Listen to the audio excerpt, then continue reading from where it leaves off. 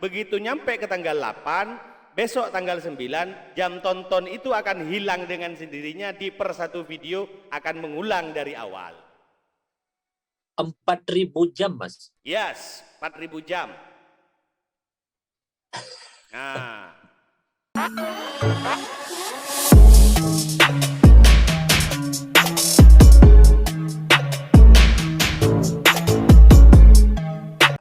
Itu teman-teman saya itu. Siap. Mas Bogor, Mas relax. Kok relax sih? Oh iya, ini namanya Mas Dano saya, Mas.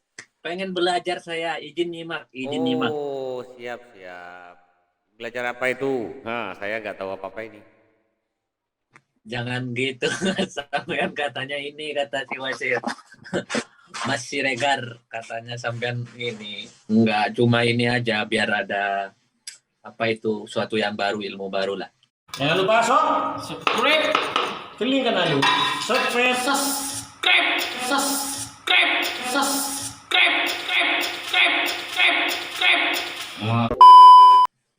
Siap. Siapa tahu mau bikin channel YouTube, setelah dimonet langsung dihakiin ya. Hakiin apa lagi tuh, Mas? Iya, didaftarkan ke haki biar jadi perseroan terbatas. Iya, kayak ini ya, yang Pak Imong itu ya. Yes. Pakai intelektual. Ya sekarang kan semuanya udah pada ini semenjak Deddy Corbuzier ininya close the door-nya jadi perusahaan PT Close the Door.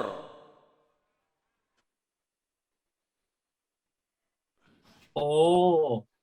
Itu konten-kontennya Deddy Corbuzier, Rans Entertainment, terus Tiger Wong Entertainment, itu semuanya kalau kita ambil, kita upload secara, kalau dia nuntut bisa itu. Oh iya. Jadi kalau misal kita ini, kalau misal kita pakai itu sudah dihakikan seperti punya Dedi. Nah kita misal ngambil cuplikan itu nggak boleh ya, Mas, dimasukin ke konten kita misal kayak gitu. Kalau yang mau masuk haki memang harus konten original. Tapi kalau untuk jadi konten kreator sebenarnya sih bisa, namanya konten fair use. Konten fair use itu kita bisa membuat sebuah channel berita, misalnya bogornews.com misalnya gitu ya.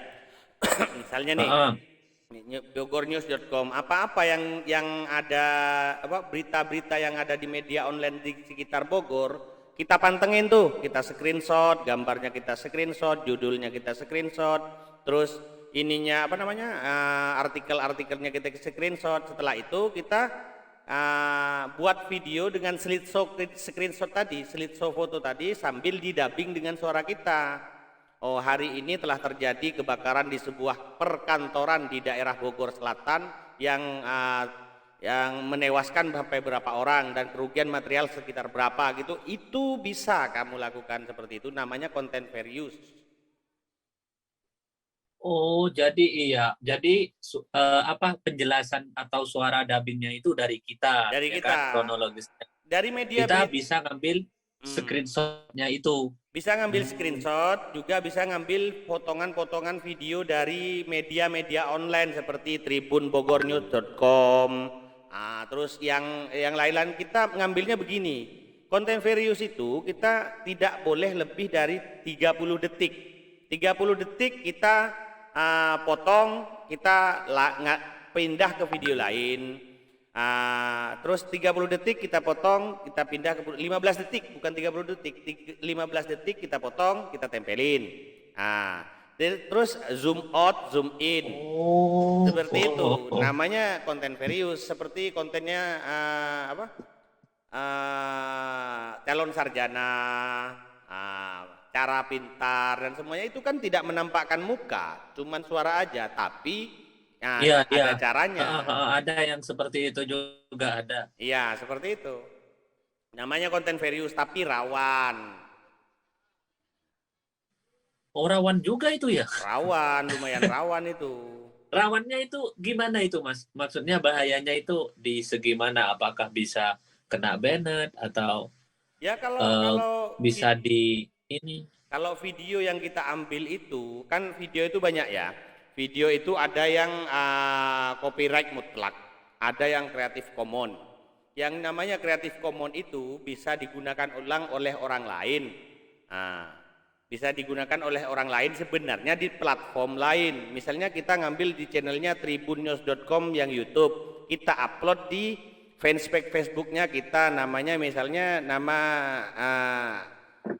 Relax TV misalnya kan, upload di Facebooknya secara utuh itu boleh yang Creative Commons.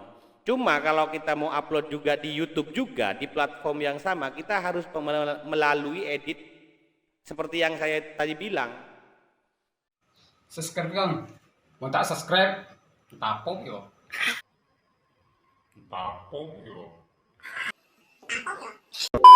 Gitu loh.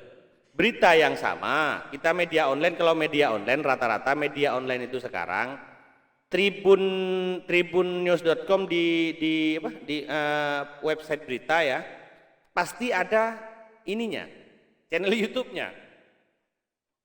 Iya, Nah, iya. Kompas ada TV-nya, ada YouTube-nya, ada Twitter-nya, ada Iya. Instagram-nya, pokoknya lengkap. Betul, lengkap sekarang medianya itu lengkap.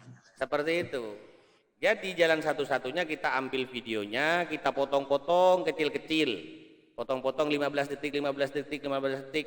Yang depan kita taruh belakang, yang belakang kita taruh depan, slideshow, zoom out, zoom in, mainkan, terus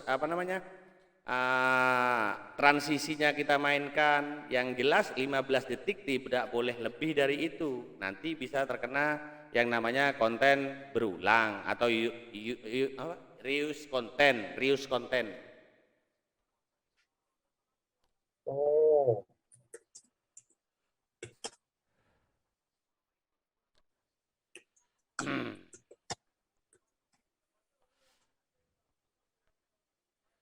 Sampai sendiri udah ada YouTube.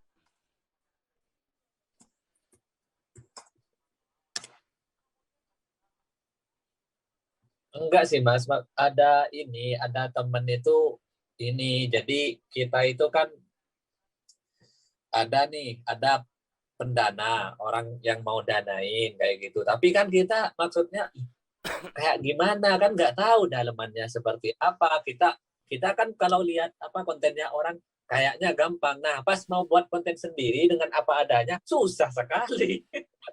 Kalau YouTube sih Jadi menurut saya sebelum kita ngambil, maksudnya nanti ngambil dari si orang yang siap mendanai ini dari segi komputer, terus kamera, terus segalanya ya, kayak perlengkapan itu takutnya itu kita mengecewakan gitu loh.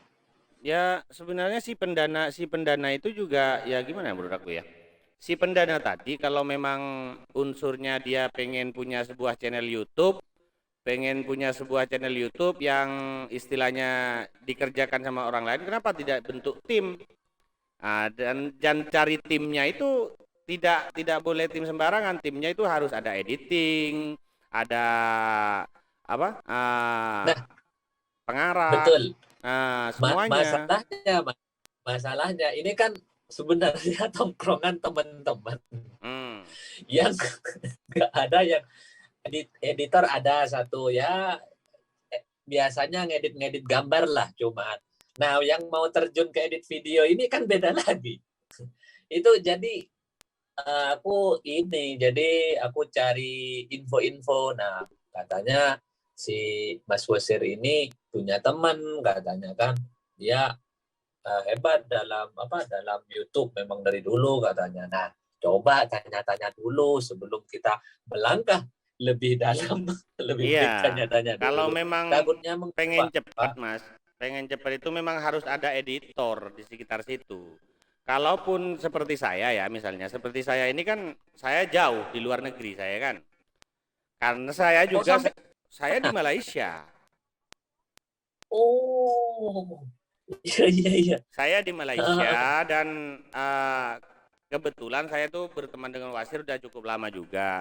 Dan sekarang saya itu tengah mendalami cara up subscriber, jadi up jam tayang untuk Jangan lupa subscribe.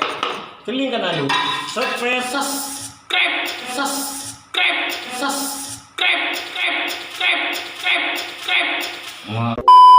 Untuk memulai monetisasi atau memulai menjadi partner YouTube atau bahasa kasarnya mendapatkan uang dari YouTube, kita kan harus jadi partner YouTube dulu nih. Nah, partner YouTube dulu. Syarat partner YouTube itu kita itu harus punya subscriber lebih dari 1.000 atau 1.000 ke atas. Bentar Mas, bentar. Oke. Bentar, saya ngambil pen dulu.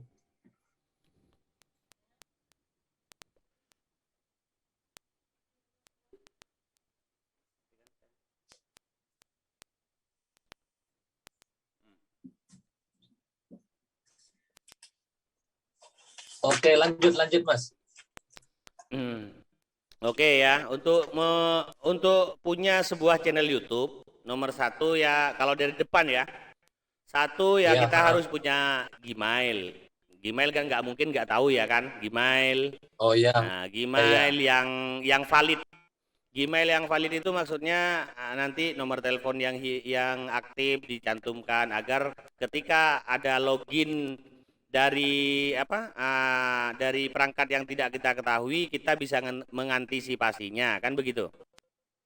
Nah, nomor dua, kita bisa login atau membuat sebuah channel YouTube, dari Gmail tadi, kan begitu. Membuat sebuah channel YouTube dari Gmail tadi. Sesudah jadi channel YouTube, ya kita tata sedemikian rupa. Channel YouTube kita mau direncanakan dulu apa nama channelnya, didiskusikan dulu, misalnya tim ya mau dinamakan apa, yang bagusnya siapkan foto profilnya, siapkan foto ininya, foto sampulnya, siapkan intro untuk mengedit videonya, kan nanti kita perlu identitas tuh. Setiap video yang kita upload, kita itu perlu identitas. Apa yang disebut intro itu? Intro itu adalah identitas memperkenalkan channel kita, kan begitu. Memperkenalkan channel kita di depan. Ya, di depan sebuah video itu biasanya ada intro, memperkenalkan atau mengajak para viewer ini untuk mensubscribe channel kita, kan begitu ya. Setelah itu, ketika kita ingin punya penghasilan di YouTube, itu kita itu harus jadi partner YouTube. Caranya jadi partner YouTube harus memiliki 1.000 subscriber atau lebih ke atas, tak boleh kurang dari 1.000, dan video kita itu ditonton ditonton 4.000 jam dalam kurun waktu 1 tahun. Ya, dalam kurun waktu 1 tahun ya, itu perlu 4.000 jam. Nah, misalnya sampean nih bikin channel YouTube sekarang hari ini. Tanggal berapa sekarang? Tanggal 28 ya, bulan 8. Sampean langsung ngupload video 100 misalnya. Terus sampean itu nggak ngupload lagi, misalnya nggak ngupload lagi. Ditontonlah sama orang nih. Iya. Selama setahun. Tahun depan nyampe ke tanggal hari ini, tontonan YouTube-nya sampean itu atau jam tayang YouTube-nya sampean nyampenya 3.999 misalnya. Belum 4.000 jam. Itu tidak akan bisa didaftarkan monetisasi, walaupun, dan begitu nyampe ke tanggal 8, besok tanggal 9, jam tonton itu akan hilang dengan sendirinya, di per satu video akan mengulang dari awal. 4.000 jam Mas? Yes, 4.000 jam. Nah, 4.000 jam saya. Lanjut. Paham ya? Lanjut.